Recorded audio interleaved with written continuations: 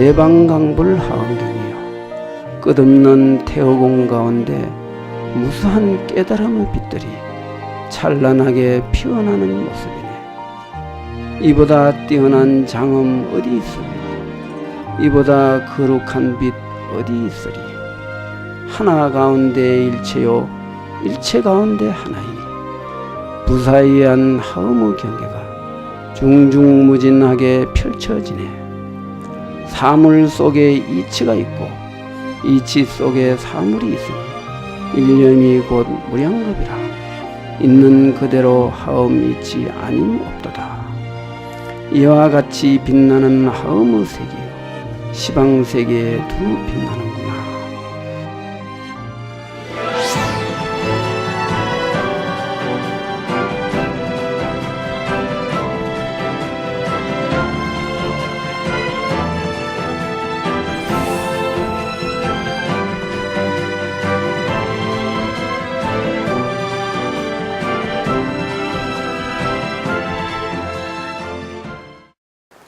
입추가 지나고 나니까 날씨가 많이 시원해졌습니다. 오늘 아주 좋은 날씨 속에서 하강경 강설 법회를 하게 되었습니다. 세상은 시원해졌는데 우리 불교는 더 뜨거워지고 있습니다. 이제 이번 23일 날 성여대회는 어쩌면 한국 불교의 그 최정점의 어떤 변화의 정점에 이를 상황이 될 수도 있습니다. 우리 다 함께 이번 법회를 통해서 한국 불교가 변화되어서 제대로 된 그 조계종단이 이루어지기를 축원합니다. 오늘은 하강경 제24 도설천공 개참품 요점 강설을 하겠습니다. 도설의 정신. 하늘에는 흰구름 흘러가고 푸른 숲 속에는 매미소리 들린다. 만가지 모양과 만가지 법은 있는 그대로 도설정신 아님 없도다. 있는 그대로 없는 것이니 텅 빈 그대로 충만하여라. 시방의 성자들이 제각기 자리에 앉아 도설의 정신을 노래 부르니 산천초목 그대로 한 경계가 되고 일심을 드러내니 만법과 통했다. 이 사무예 속에 거룩한 사사무예요. 부처세계와 중생세계가 원룡무예하구나. 이 시가 이번 개참품에 대한 전체의 뜻을 이렇게 읊어봤습니다. 뭔가 뜻이 깊은 것 같은데 이해는 잘 안 되죠. 이거 이해되면은 아주 상당한 그 지혜가 열린 사람이라고 할 수 있을 겁니다. 그래서 이 시를 이해하려면은 이제 이어지는 그 본문의 내용을 잘 이해해야 됩니다. 두 번째, 본품의 대의. 본품에서는 대체로 도설천에 거주하는 사람들이 비록 욕계의 경계에서 벗어나지 못했지만 정신 단계는 매우 높아 어느 정도 법식으로 양식을 삼을 수준이 되었으므로 도설, 갈로하고 법에 의해 만족을 아는 단계의 진정한 정신을 시방에서 오신 여러 대보살들이 개송으로 격려 찬탄하고 도설의 정신을 노래 부르는 내용입니다. 이 노래 하나하나에 깊은 부처님의 뜻이 있기 때문에 이 개송으로 이정표 삼아 수행한다면 우리도 도설의 정신에 들어가고 마침내 도설천 내원궁에 계시는 미륵 부처님을 친견할 수 있으리라 생각합니다. 일찍이 서가모니 부처님이 인간 세계에 내려오기 전에 도설천에서 호명이라는 보살로 지금의 미륵보살처럼 도설천의 천왕이 되어서 도설천의 모든 중생들을 다 제도하시고, 그리고 이제 그 무리 3천을 이끌고 인간 세계로 내려오셨다. 이렇게 그 부처님의 정기에 이렇게 기록이 되어 있습니다. 그래서 대체로 도솔천은 모든 부처님들이 사바세계에 내려오기 전에 늘 그 전 단계 일생보처라 그러죠. 그 한 생만 그 부처님의 좌우보처라고 할 수 있는 그런 위치를 일생보처라 그러는데, 석가모니 부처님은 그 전에 석가모니 부처님이 7번째 부처님이고, 그 전에는 6번째 부처님이 가섭불입니다. 그 가섭불의 일생보처로서 도솔천의 호명보살로 계셨다는 거죠. 그래서 거기에서 계시면서 중생을 제도하고 가섭부처님의 그 자보처로서 그 일생보처 역할을 충분히 하고, 그리고 이제 이렇게 이제 인간 세계로 내려와서 드디어 정각을 이루고 완전한 부처의 경지에 올라갔던 거죠. 그래서 도솔천은 좀 하늘의 6개, 6천, 6개 하늘 가운데 좀 특별한 하늘이라고 할 수 있어요. 그래서 그거를 흔히 부처님이 계시는 정토라고 하기도 합니다. 극락세계는 아미타 부처님이 계시는 정토라면은, 도솔천은 일생보처에 오르신 그런 여러 큰 성인들이 머무시는 곳을 도솔천이라고 할 수 있어요. 그래서 도솔천에는 2개의 궁전이 있습니다. 하나는 이제 내원궁이 있고, 하나는 외원궁이 있어요. 내원궁은 도솔천에 그 미륵 부처님이 계시는 그런 궁전이기 때문에 거기에는 주로 돌을 많이 닦은 큰 도인들이 태어나는 곳이에요. 거기는 태어나면은 물러나지 않아요. 다 부처님의 제자로 태어났기 때문에 그분들이 또 인간 세상에 내려오면은 그대로 부처님의 10대 제자, 16성, 500성, 1200 아라한 가운데 다 들어가는 거예요. 그런데 문제는 외원에 태어나면, 거기는 도솔천 내원 말고 외원에 태어나는 사람은 복을 많이 지으면 거기에 태어나는데, 거기는 하늘에 있는 천인 천녀들이 너무나 얼굴이 이뻐갖고 거기서 음욕을 끊지를 못해요. 그래서 거기서 음욕을 너무 방자하게 이렇게 행하다가 주로 인간에 많이 떨어집니다. 이 하늘이든 인간이든 요즘 인간 세계는 미투로 인해서 세상이 다 뒤집어졌잖아요. 그렇듯이 하늘도 역시 미투가 있어요. 그것도 잘못하면 잘려요. 잘리면 인간 세계로 떨어지는데, 하늘에서는 지옥까지는 안 떨어져요. 왜냐하면 하늘 사람은 그렇게 큰 죄를 지을 만한 소재가 없어요. 인간 세계는 지옥까지 갈 업을 짓는 사람이 아주 많아요.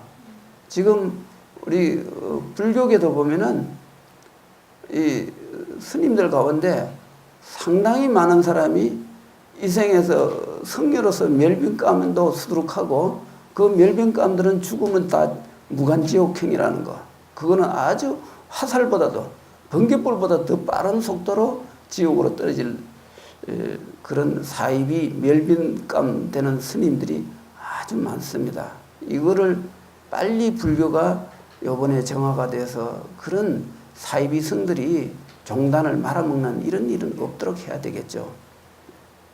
그래서 도솔천 외원궁은 역시 그런 아직 번뇌의 음욕을 끊지 못한 중생들이 거기는 태어나기 때문에 늘 하늘의 복이다 하면은 결국은 인간으로 떨어지고, 또 뭐 여러 가지 그 어떤 천상, 비슷한 천상 세계로 또 옮겨갈 수도 있고 그렇겠죠. 자, 이제 3번째 본품의 요점을 보도록 하겠습니다. 이때 부처님의 신통한 힘으로 시방에 계시는 여러 대보살들이 각기 일만 부처님의 세계의 작은 수많은 보살을 거느리고 일만 부처님 세계의 작은 무량한 수의 국토 밖에 여러 세계로부터 이곳 부처님 처소에 나왔으니 그 이름이 금강당 보살, 경고당 보살, 용맹당 보살, 강명당 보살 등이며 그들이 온 나라는 묘하고 보배로운 세계며 묘하고 즐거운 세계며 묘하게 은빛이 나오는 세계며 묘하게 금빛이 나오는 세계 등이다. 이제 그랬는데 여기서는 이것은 일종의 이 본품의 서론격이에요. 말하자면 이제 이 여러 그런 그 금강당 보살, 경고당 보살, 뭐 이렇게 용맹당, 강명당 이런 10대보살이 10대 보살이 나와서 이제 이렇게 이제 앞으로 이제 부처님을 찬탄하는 개송을 읊으실 건데 그게 일종의 운율이 있는 노래예요. 그래서 여기에다가 곡을 붙이면 그냥 노래가 되는 거예요. 그런 노래를 부르셨다 이거죠. 그러면 여기서 왜 도솔천이라는 그 어떤 부처님 내원궁에 이렇게 금강당, 경고당 등 이런 보살들이 오셨을까요? 그것은 바로 도솔천의 도솔의 정신, 도솔의 정신은 법의 만족을 느끼는 단계, 어떤 것도 부족함을 느끼지 않는 정신적 충만한 세계라고 볼 수 있어요. 우리가 물질적 세계는 아무리 많아도 늘 부족함을 느낄 수 있거든요. 왜냐하면 인간에서는 구하는 게 너무나 많고 다양한 내용이라서 그거를 어떤 인간도 심지어 옛날로 치면은 임금이라도 인간이 원하는 다양한 내용을 다 갖출 수가 없어요. 그래서 인간 세계는 천하 없는 부자라도 부족함을 늘 가질 수밖에 없는 거죠. 그런데 이 물질 세계를 떠나서 정신 세계에서 법의 만족을 느끼게 되면은 물질은 있고 없고 관계없이 만족을 느낄 수 있어요. 없으면 없는 그대로 텅 빈 허공이 그대로 나의 큰 마음의 재산이 되는 거예요. 그러니 그 정신세계의 충만을 느끼는 사람은 물질세계의 어떤 현상에 빠져 있어도 굶주리지 않고 또 궁핍함을 느끼질 않아요. 설사 먹을 게 없어갖고 뭐 맨날 며칠을 굶었다 해도 그 사람은 삼선천의 즐거움을 늘 누리는 거예요. 그래서 이 물질 세계에는 모든 것은 정신 세계를 통해서 이렇게 그 만족을 느낄 수 있다. 이렇게 볼 수 있죠. 그래서 도솔천은 물질과 정신, 이 도솔천은 물질 세계가 아니고 어떤 정신 세계입니다. 이쪽에는. 그렇기 때문에 정신적 충만을 느끼기 때문에 물질적 궁핍은 원하는 대로 다 이루어질 수 있습니다. 그래서 이렇게 만족을 느끼는 거죠. 그런데 여기에서 만족은 반드시 법의 만족을 전제로 한 만족이다. 법의 만족이 없이는 어떤 정신적 만족도 있을 수 없습니다. 그래서 이와 같이 정신적 만족의 단계에 들어갔기 때문에 금강당 보살이 되는 거예요. 금강당이라는 것은 견고해서 무너지지 않는다. 소멸되지 않는 그런 영원불멸한 그런 어떤 마음의 그 어떤 법의 힘, 이런 걸 말하는 건데, 그렇고 그 경고당은 금강당 보살과 같은 뜻의 이름을 가진 거고, 이러한 열보살들이 그 도솔의 정신을 이렇게 개송으로 읊었습니다. 이 품은 개송 외에는 아무것도 없어요. 그래서 내가 개송을 이렇게 정리해 봤습니다. 가장 우리에게 와닿고 또 우리가 또 좀 명심해야 할 내용들이 좀 많아서 내가 좀 빡빡하게 정리를 했습니다. 한문을 연 거는 개송에는 한글보다는 한문으로 이렇게 보면은 굉장히 맛이 있어요. 그래서 혹 한문을 아는 사람들을 좀 참고하라고 내가 한문도 좀 곁들여 넣어봤습니다.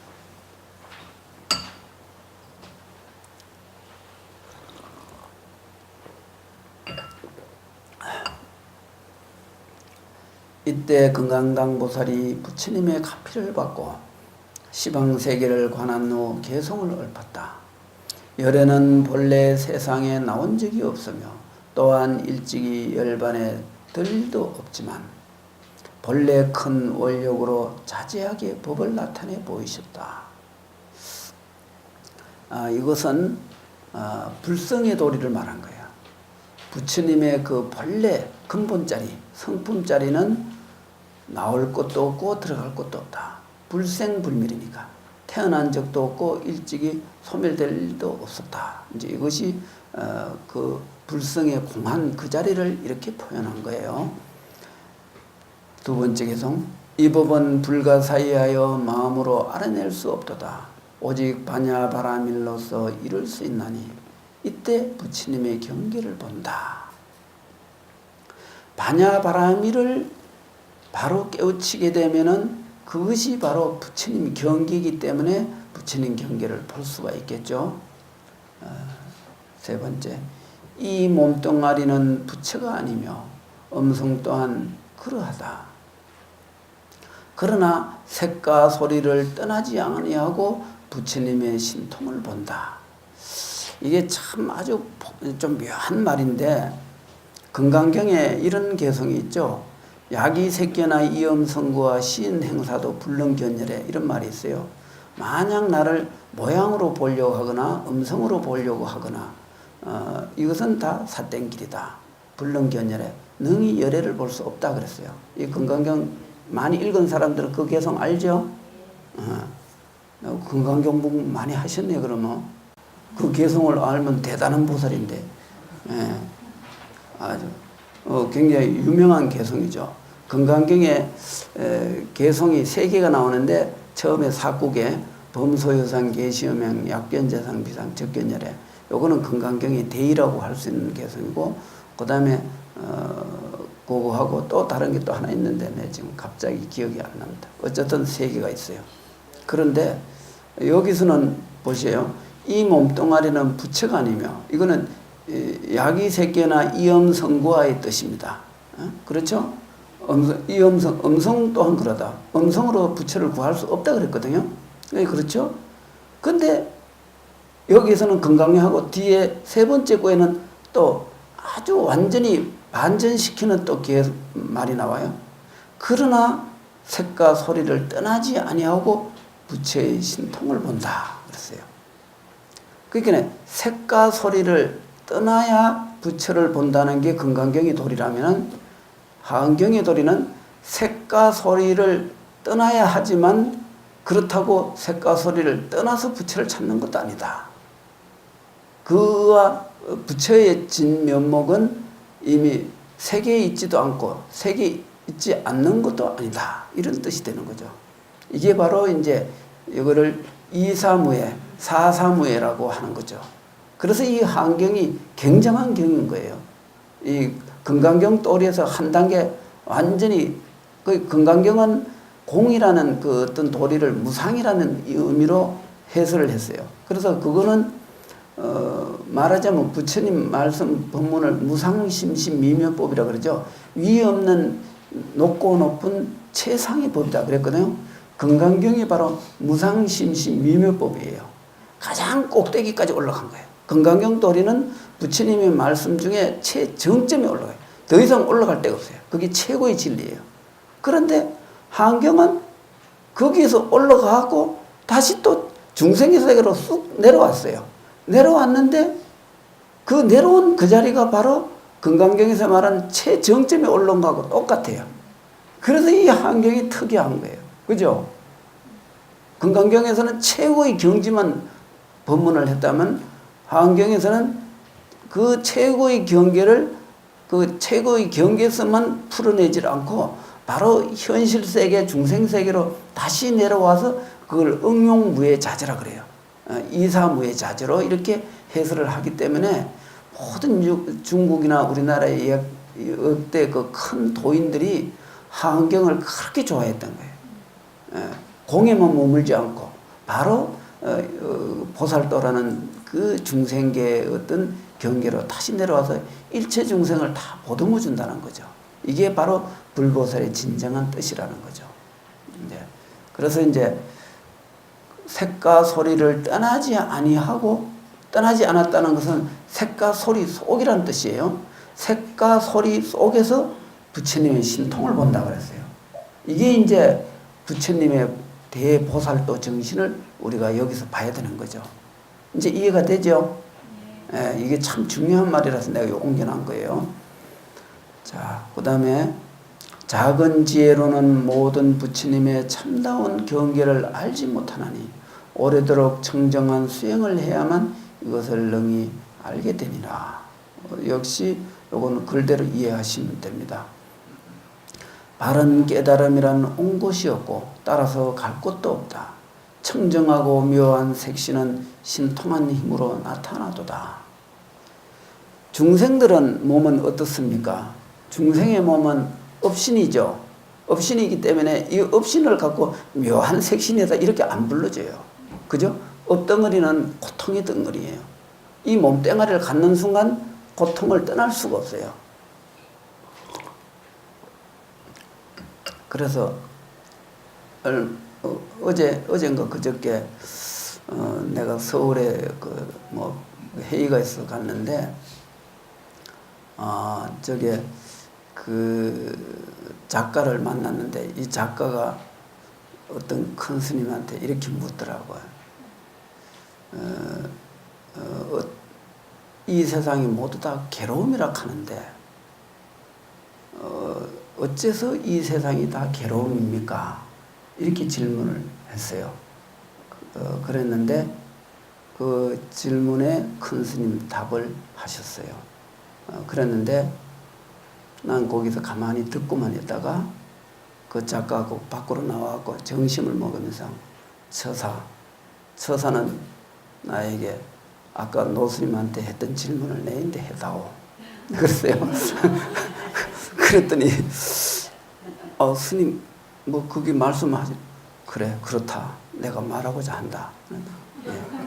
그래 스님 그러면 이 세상이 모두 다 괴로움이라 하는데 어째서 괴로움입니까? 이렇게 그래서 선과 악을 보는 경계에서는 고통이 될 수밖에 없고 선악을 초월한 경계에서는 일체가 다 즐겁고 즐겁지 않은 게 없다. 그래서 중생은 온통 좋은 것도 괴롭고 나쁜 것도 괴롭고 왜? 상대적 세계 속에서 살아가니까. 그러나 절대적 경계 속에 들어간 자에게는 괴로움이란 없다. 괴롭다 하는 것은 중생에게 한 말이다. 부처에게 괴롭다는 말은 어울리지 않는다. 그래서 그렇게 했더니 참 아주 멋있다 하면서 좋다 그러더라고요. 그런 적이 있어요. 여기 지금 그렇게 나오잖아요. 봐요.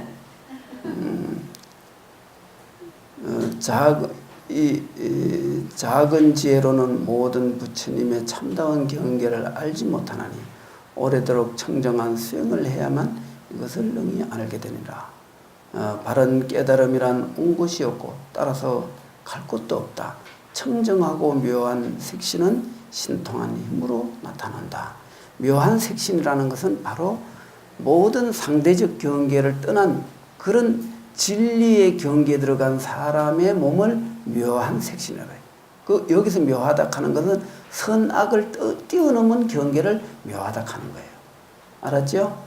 네. 이제 이렇게 아시면은 우리 여기 계시는 분들은 앞으로 대보살이 될 수 있고 대처사가 될 수 있는 거예요. 왜냐하면은 이게 엄청난 말이거든요. 한량없는 세계 가운데 열의 몸이 나타나서 널리 미묘한 법을 연설하지만 마음에는 아무런 집착이 없다. 이거는 부처님의 그 교화 방식을 말하는 거예요. 지혜가 끝이 없으니 일체법을 요달하셨고 널리 법계에 들어가 자비한 힘을 보이시다. 이것도 같은 말입니다. 일체 지혜를 구하고 속히 위없는 깨달음을 이루고자 한다면 응당히 깨끗하고 묘한 마음으로서 보리행을 잘 수습해야 하느니라. 우리가 도를 닦는 것은 결국은 깨달음을 구함이지 세상에 어떤 자그마한 그 복 같은 걸 구하는 건 아니거든요. 왜냐하면 세상의 복이라는 것은 얻어도 고통이고 잃어도 고통이고 얻고 얻으면은 사람들은 재물을 얻었는데 그건 즐거움이 되지 어떻게 얻은 재물이 괴로움이 됩니까 하겠지만은 사실은 물질에 집착했을 적에 거기서 부수적으로 따라오는 고통이 상상을 초월할 정도로 많습니다. 근데 물질에 대해서 얻고 이름에 관심을 끄는 사람한테는 물질이 있어도 즐겁고 물질이 없어도 즐겁고 있으면 있는 대로 없으면 없는 대로 마음의 평안은 늘 있는 거예요. 요즘 어떤 스님들이 나에게 내가 참 질문을 많이 받습니다. 스님, 야당 대표가 돼갖고 엄청 고통이 많으시죠? 저 거대 종단의 세력에 맞서는 스님의 그 어떤 용기는 대단한데 그 얼마나 고뇌가 심하겠습니까? 저희들은 그게 너무 안타깝고 괴롭습니다. 아니 그래서 나는 평화로운데 난 아무렇지도 않은데 뭐가 괴롭느냐고. 아니 나는 옳지 못한 걸 옳지 못하다고 말했고 잘못된 걸 잘못됐으니까 고치라고 지적하는 건데 그거는 옳은 거를 옳다고 말하고 잘못된 걸 잘못됐다고 지적할 수 있는 용기가 진정한 수행자가 아니겠느냐고. 나는 그 외에는 아무것도 생각 안 한다고. 우리는 종단을 집행부를 상대로 내가 어떤 조직을 결성해서 일을 하고 있지만은 나는 결과에 연연하지 않는다고. 모든 것은 우리가 바른 마음으로 일을 하느냐 안 하느냐 여기에 성패가 달려있다. 내가 지금 이 순간에 한 점 사심이 없이 정말 한국 불교를 위하는 그런 순수한 열정이 있다면은 이거는 처음부터 이긴 게임이다. 여기는 실패가 없다.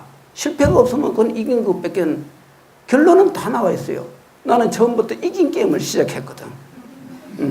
내 혼자 시작했는데 지금 상당히 전 정도들이 지금 나를 주목하고 있어요. 그 이만한 완자는 이긴 거지 않습니까? 누가 나를 어떻게 하겠어요? 지금 총무원이 나인데 얼마나 겁을 내는데 그 거대한 세력들이 지금 나인데 겁을 많이 먹고 있어요. 나는 아주 편안하고 즐겁습니다. 왜? 모든 성녀들이 다 입 다물고 있는데 내 혼자 말을 했으니까 그것만 해도 엄청나잖아요. 이게 명분 싸움에서 일단 이기고 들어간 거예요. 이런 사람은 부담되는 게 하나도 없어요. 있는 것들. 왜냐하면 모든 게 부처님 제자로서 할 일을 했기 때문에 여기에 뭐가 두려움이 있고 무엇이 걱정될 게 있어요. 걱정될 하나도 없어요. 그래서 그 사람들이 걱정하는 그건 나 걱정하지 본인 걱정이나 하라고 내가 그랬어요. 그래서 우리는 이렇게 이 지혜로움 세계에 들어가면은 어떤 것도 걱정할 것이 없다. 있는 그대로 다 즐거움이다. 즐겁지 않은 게 없다는 것을 아는 순간 그 사람은 진리에 들어간 사람이에요. 그걸 알아야 돼요. 근데 괴로움이 많다고 괴로움이라고 생각하는 순간 그 사람은 괴로움에 못 벗어나요. 우리는 괴로움을 벗어난 절대적 즐거움을 밖에서 구하는 게 아니라 우리의 내면에 다 갖춰져 있기 때문에 그것은 누구도 뺏어갈 수 없고 누구도 내가 줄 수가 없어요. 내가 주고 싶으면 다 주고 싶어요. 그런데 주지만은 받지를 못하는 걸 어떡하느냐. 그래서 결국은 그 어떤 그 절대적 그 즐거움 그것은 우리의 내면에 갖춰져 있다. 이거는 스스로 수용하는 것이지 남이 주거나 받거나 하는 문제가 아니다. 이제 이걸 우리는 똑똑히 알아야 되는 거예요. 일체 지혜를 구하고 속히 위 없는 깨달음을 이루고자 한다면 응당히 깨끗하고 묘한 마음으로 보리행을 잘 수습해야 한다. 그랬습니다. 바로 우리는 그런 그 깨달음을 이루기 위해서는 이런 자기 내면에 온전한 그 무너지지 않는 그 큰 지혜 이거를 수습해야 된다는 거예요. 그 수습하는 방법이 뭡니까? 일심으로 나무아미탑을 연불수행을 잘 하는 방법입니다. 그것은 선정과 개정해 삼막이 동시에 닦아 들어가는 삼막 겸수라고 할 수 있어요. 개정해 삼막을 한 번에 닦아 들어가는 거. 개를 따로 닦고 정을 따로 닦고 해를 따로 닦는 게 아니라 개와 정과 해를 한 번에 닦고, 그래서 그 돈수라 그러죠. 몰록 닦아 들어간다. 점차적인 것이 아니다. 우리가 이 순간에 청정한 마음을 가지면 그 자체가 바로 개요. 청정한 마음으로 그 연부를 통해서 고요해졌으니 그것이 선정이요. 그 고요한 청정한 마음으로 그 고요한 그 어떤 마음가짐으로 현실을 보는 게 그게 바로 지혜예요. 이렇게 청정한 마음으로 개와 정과 해를 한 번에 닦는 것, 이것이 진정한 돈오고 돈수란 말이에요. 그래서 우리는 이와 같이 우리 마음을 잘 이렇게 닦아가는 사람이 결국은 반야바라밀의 그 세계로 들어갈 수 있다, 이런 것이죠. 알았죠? 네. 자, 이제 이 건강당 보살이 참 개성이 좋은 게 많아갖고 내 많이 인용을 했습니다. 이제 두 번째 경고당 보살님이 또 어떤 노래를 불렀는지 좀 궁금하죠? 네, 내가 또 해설을 하겠습니다. 경고당 보살이 부처님의 실력을 잊고 사방을 둘러본 뒤 개송을 설했다. 그런데 여기서 좀 보면 특이한 게 꼭 부처님의 실력을 입으면 그냥 입고 바로 뭐 개송을 설하면 되지, 꼭 실력을 입고 난 뒤에 시방세계를 동서남북을 한 바퀴 빙 둘러보고는 개송을 설했다 그랬어요. 요 뜻을 알아야 돼요. 여기 전부 다 그렇게 나와요. 그건 뭐냐? 이것은 시방을 둘러본다는 것은 모든 중생들의 근기를 한순간에 다 살펴보고 거기에 맞는 그런 개성을 얻게 됐다, 이런 뜻이 되는 거예요. 열애는 어디에도 비교할 수 없고 깊고 깊어 가히 말할 수 없으니 말의 길마저 넘어섰기에 청정하기가 허공과 같다. 이거는 부처님의 경계가 마치 허공처럼 걸림이 없고, 허공의 특징을 몇 가지로 우리가 분별할 수 있습니다. 그렇죠? 부처님의 경계를 허공에다 비교를 합니다. 그럼 우리가 허공을 특징을 한번 생각해 보죠. 허공은 끝이 없습니다. 허공이 끝이 있습니까? 끝이 있다면 그 다음에 다음에 또 뭐가 있을 거 아니에요? 그래서 허공은 끝이 없어요. 그래서 그거를 무변허공이다 그래요. 끝이 없는 허공이다. 무변허공. 그래서 허공은 끝이 없음을 말하고, 허공은 텅 비어 있어요. 그렇죠? 허공은 진공 상태입니다.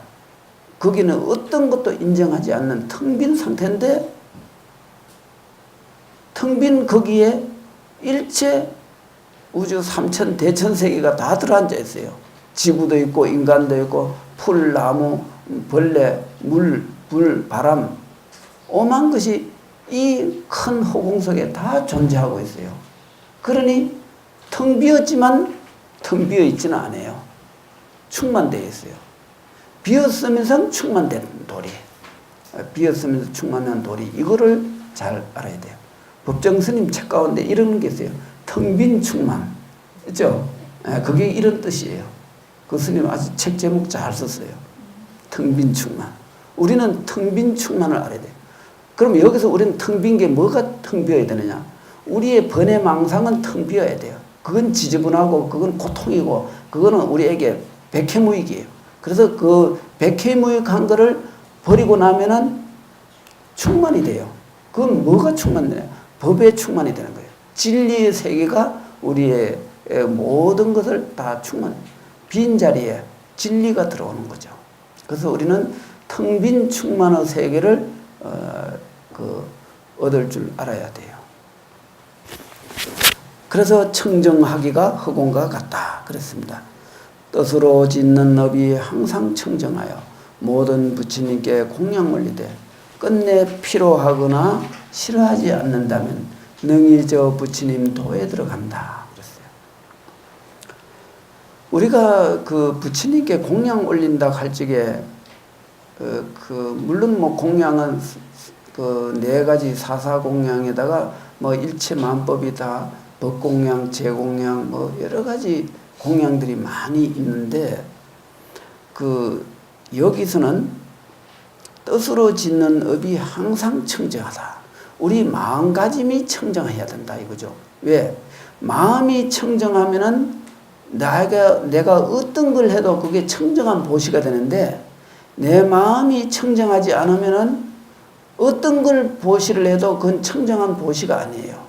설사 부처님 경전을 보시를 했다 해도 내가 번뇌망상의 마음이나 혹은 내가 이 책을 부처님 경전을 저 사람한테 선물하고 내가 저 사람한테 다른 엉뚱한 뭐 큰 이득을 좀 얻을 수 있지 않을까, 뭐 이런 어떤 계산적이고 뭐 다른 어떤 걸 생각해서 그렇게 했다면은 그거는 뜻이 청정한 보시가 아니에요. 비록 경전을 보시한 그런 훌륭한 보시를 했다고 하지만은 청정한 보시가 아니라는 거죠.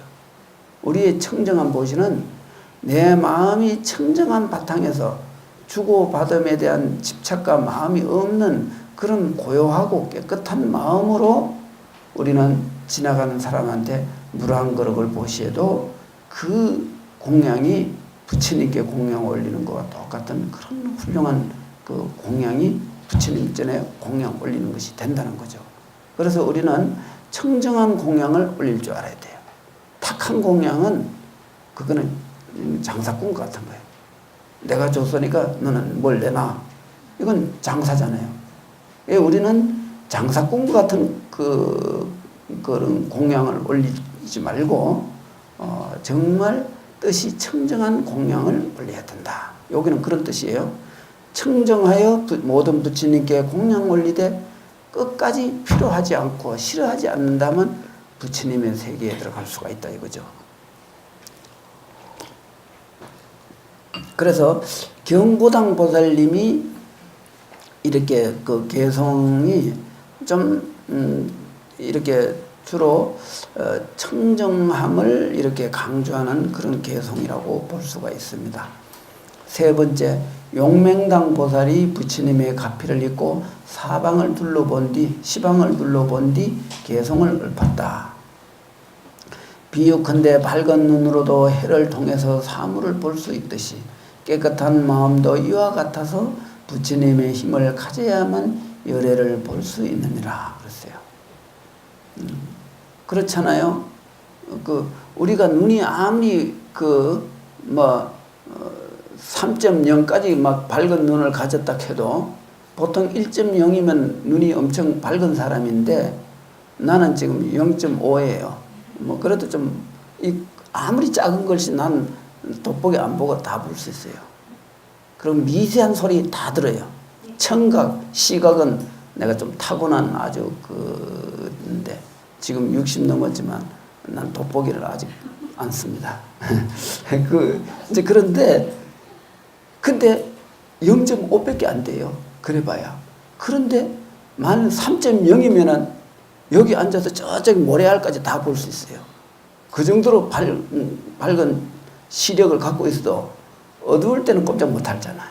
해가 없으면 그 밝은 눈도 아무 쓸모가 없어요. 그래 마찬가지로 우리가 지혜의 마음이 없이는 진리를 볼 수가 없다.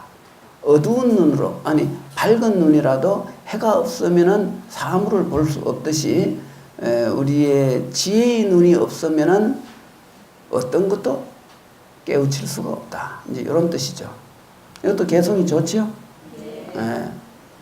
그래서 요 용맹당 보살 개성이 좀 좋은 게 많아갖고 내가 3편을 가려냈는데, 두 번째, 비유컨대 가타약이 능히 일체독을 소멸하듯이 부처님의 법도 이와 같아서 모든 중생들의 은혜를 소멸한다 그랬어요.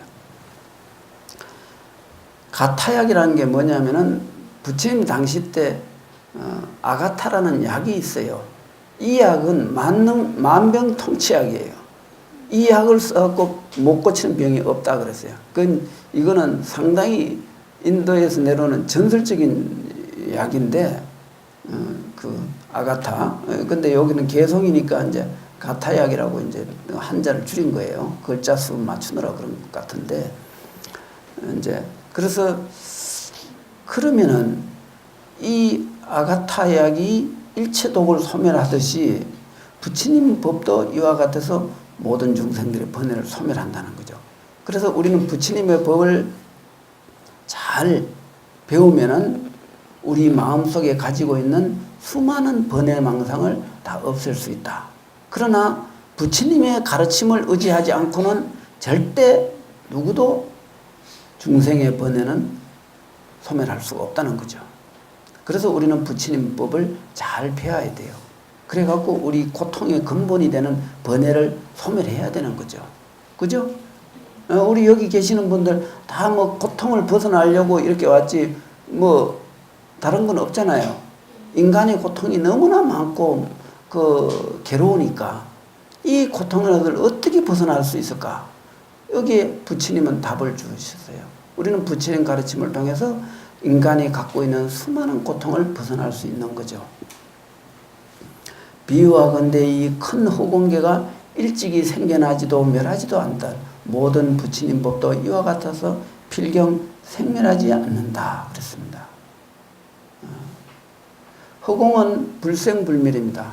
허공이 언제 만들어진 적이 있어요? 아무것도 없는데 거기서 뭐 만들어질 게 뭐가 있어요? 그렇지만은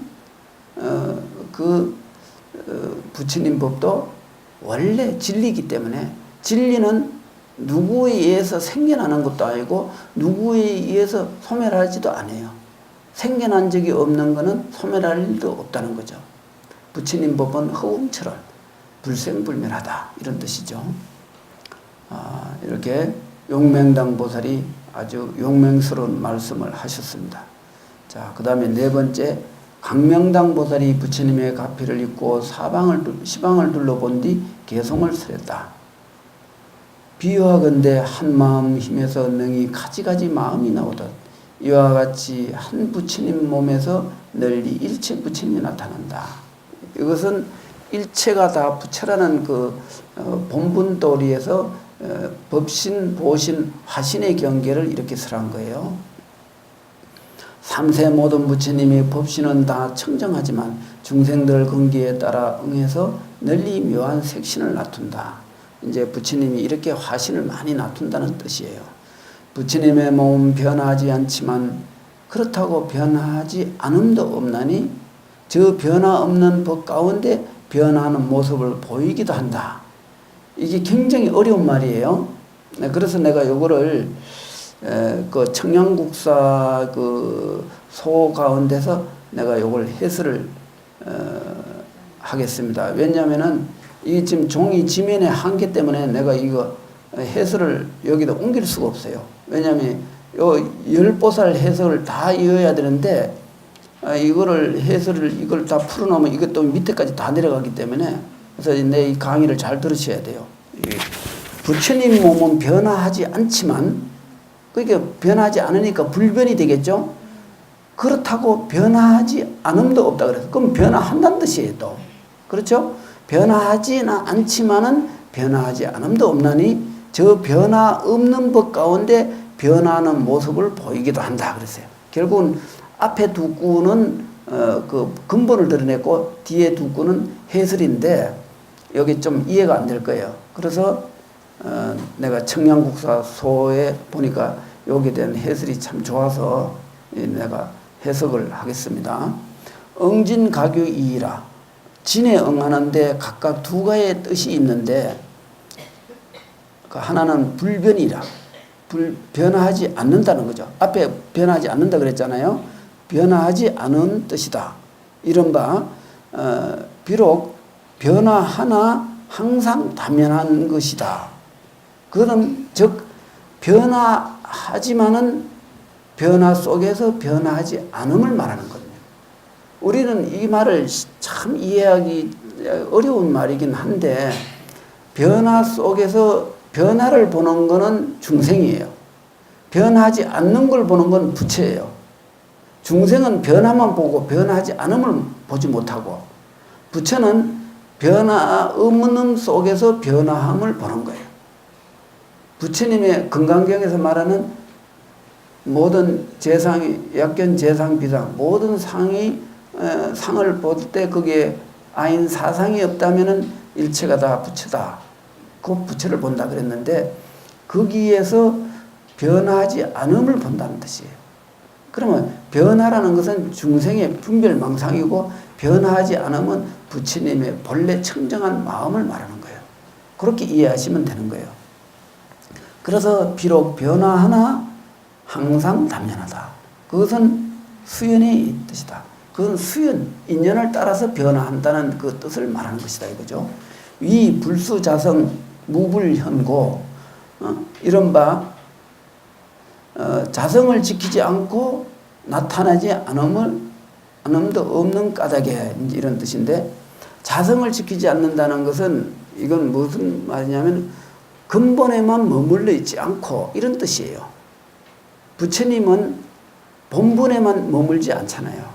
부처님이 언제 근본에만 머무르면 자비가 없게 되고, 자비가 없으면 중생을 제도를 못하겠죠. 그래서 서가모니 부처님이 새벽별을 12월 8일 날 그 새별을 보고 인생의 근본 원리를, 즉 우리의 마음을 깨달았지만은 거기에 머물지 않고 중생을 제도했던 거죠. 그래서 무불현, 나타나지 않음도 없다. 그건 나타난다는 뜻이에요. 이중부정이라고 하는데 부정을 두 번 했죠. 나타나지 않음이라고 한 거는 첫 번째 부정이에요. 나타나지 않음도 없다 했으니까 이중부정이죠. 그러면 이중부정은 어떻게 되는 거예요? 긍정이 되죠. 예, 그리고 긍정이 되는 거예요. 나타난다는 뜻이에요, 결국은. 이 한문이 좀 이렇게 이중, 삼중 부정을 하다 보면 나중에 뭐가 뭔지 몰라요. 진중수영 즉 불변고, 진 가운데는, 진이라는 것은 근본을 말하고 참된 본질을 말해요. 그 본질 가운데서는 수연이 곧 불변이다. 참 이게 굉장히 좋은 말이에요. 인연을 따른다는 그 변화, 수연은 변화를 말하는 거예요. 인연 따라서 자꾸 변화하니까. 그럼 변화가 곧 변화하지 않습니다. 불변이다. 이런 까닭에 역진 역비진이라, 또한 진이기도 하고 또 진 아니기도 하다. 또 그리고 비진 비불진, 진도 아니고 진 아님도 아니다. 그것을 이름하여 진정한 법신이라고 한다. 그랬어요. 진법신. 역하 비역하, 변화도 되고 또 변화 아니기도 하다. 변화가 아닌데 변화 아닌 것도 아니다. 이름하여 그것을 부처님의 변화한 몸이라고 한다. 그랬어요. 좀 해석이 조금 이해가 잘 안 되죠? 이해됩니까? 안 됩니까?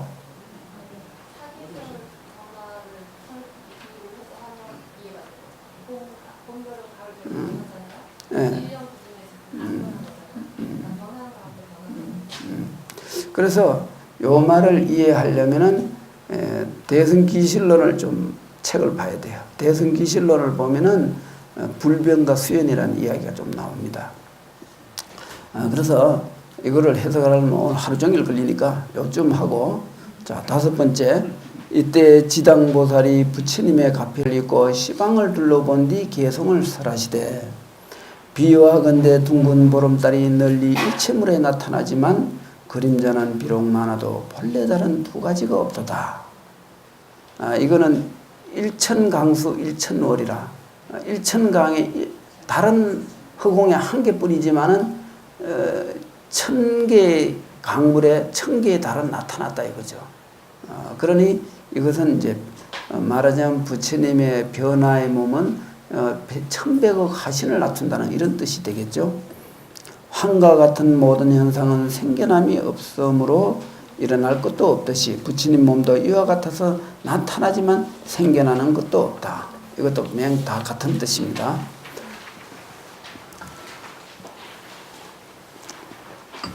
여섯 번째, 이때 보당보살이 부처님의 가피를 입고 시방을 둘러본 뒤 개성을 읊으셨다. 부처님 몸 처소가 없지만 일체체에 충만하도다. 허공처럼 끝이 없듯이 이와 같이 부사의하도다. 이거 역시 그 텅 빈 충만의 도리와 같은 뜻입니다. 그래도 개성이 참 좋기 때문에 우리 불자들이 이런 개성을 한번 이거 한번 좀 아는 사람이면 엄청 좋아할 텐데, 불신 무처소 충만일체처 여공무변제 여시난사이. 개성이 너무 아름답고 멋있는데 좀 느껴지죠? 이 개성 진짜 좋습니다. 이거 조금 이래서 이 한문을 조금 알긴 알아야 돼요. 모르면 이게 참 답답할 것 같아. 그런데 한글로 해석하면 맛이 안 나는데 한문을 보면 맛이 좀 난단 말이에요. 그런데 우리 불자들이 정말 이런 개성을 탁 읊을 줄 알아야 그게 진짜 멋있는데 좀 이런 멋있는 보살이 좀 나타났으면 좋겠네요. 자, 7번째. 이때 정진당 보살이 부처님의 실력을 잊고 시방을 둘러본 뒤 개성을 읊었다. 부처님의 몸은 안에 있지 않고 그렇다고 밖에 있는 것도 아니다. 오직 신비로운 힘으로 나타내시니 인도하는 스승의 법도 이러하시다. 참 좋은 말이죠. 불신부재내 역부부재외 실력고 현현 도사범여시. 한문이 참 좋습니다. 이거는 보살님들 참고하십시오. 자, 8번째. 이때 이구당 보살이 부처님의 실력을 잊고 시방을 둘러본 뒤 개성을 읊었다. 부처님은 본래 오고 감이 없으며 또한 다시 머무르는 바도 없다. 멀리 모든 전도몽상을 떠났으니 이것을 이름하여 위없는 정각이라고 한다. 부처님은 오고 감이 없는데 그렇다고 머무르는 것도 없다 이거예요. 그러니 모든 원리 전도몽상이라고 그러죠. 전도몽상을 떠났으니 이것이 정각이 아니겠느냐, 이제 이런 뜻입니다. 9번째. 이때 성숙당 보살이 부처님의 실력을 잊고 시방을 둘러본 뒤 개성을 읊으셨다. 부처님은 중생의 마음을 따라 널리 일체 몸에 나타내시니 도를 이루고 법을 전했으며 마침내 큰 열반에 들어가신다. 이것도 말씀 그대로 이해하시면 될 것 같습니다. 10번째, 이제 마지막 10번째. 법당보살이, 우리가 흔히 법당보살 하면 좀 법당에서 하주나 하는 그런 이상한 보살을 말하겠죠. 여기는 그런 법당보살이 아니고 법당처럼 이렇게 부처님의 법을 이렇게 다 간직하고 있는 그런 대보살을 말하는 거예요. 이때 법당보살이 부처님의 실력을 잊고 시방을 둘러본 뒤 개성을 읊으셨다. 열애자제한 힘은 무량겁에도 만나기 어렵나니 만약 한 생각으로 믿음을 낸다면 속히 위없는 정각을 정득하리라. 그랬고 또 다른 개성이 모든 부처님의 법은 무너지지 않으며 또한 무너뜨릴 자도 없나니 걸림없는 큰 강명이 널리 저 세간에 두루 보여주도다.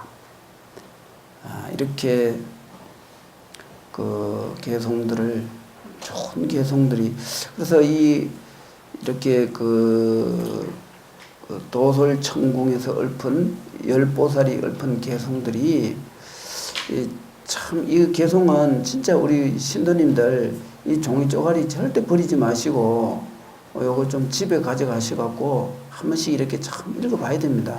이런 그 위대한 말씀을 우리가 허술하게 관리하면 안 돼요. 진짜 굉장한 말씀이거든요. 이런 말은 다른 경전에서 보기가 좀 드물어요. 이거 보면 한문이 그렇잖아요. 제복 불가계 역무능계자 자제 대강명 보시어 세간. 이 개성이 아주 신심도 나고 참 뜻이 참 와닿습니다. 아마 이렇게 잘 보시면 좋을 것 같습니다. 자, 이제 본품의 정리. 본품에서는 부처님의 본래 뜻은 불생불멸이고 가고 음이 없는 절대성 경계에 항상 계시지만 중생을 위하여 가지가지 방편을 베풀고 구제한다는 내용을 10명의 대보살이 각기 맡은 바 세계에 입각해서 부처님의 가피를 잊고 나와 한번 시방을 둘러본 뒤 개성을 읊은 내용입니다. 이 때문에 본품에서는 부처님의 대자대비한 본래의 뜻과 무주무상이라는 근본적인 이치를 잘 보여주고 있습니다. 이 본품의 내용을 대충 이렇게 내가 요약 정리를 해봤습니다. 자, 우리 신도님들 이제 딱 1시간 됐는데 질문 한 사람만 받고 마치도록 하겠습니다.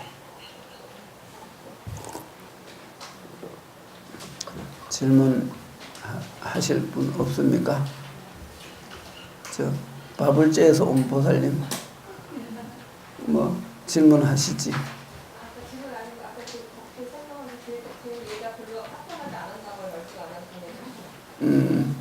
그래요. 그러면은 오늘 강의는 요거로 마치겠습니다. 성불하십시오. 네.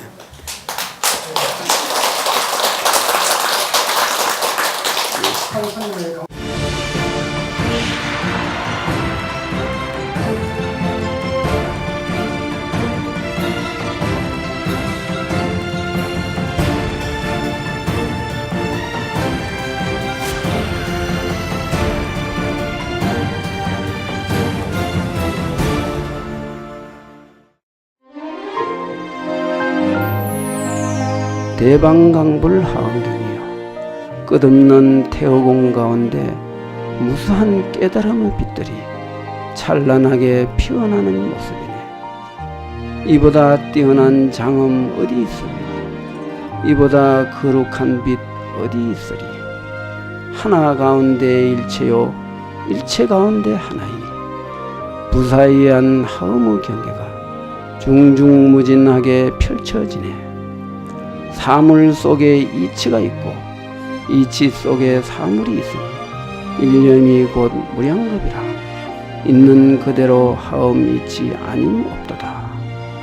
이와 같이 빛나는 하음의 세계요 시방세계에 두 빛나는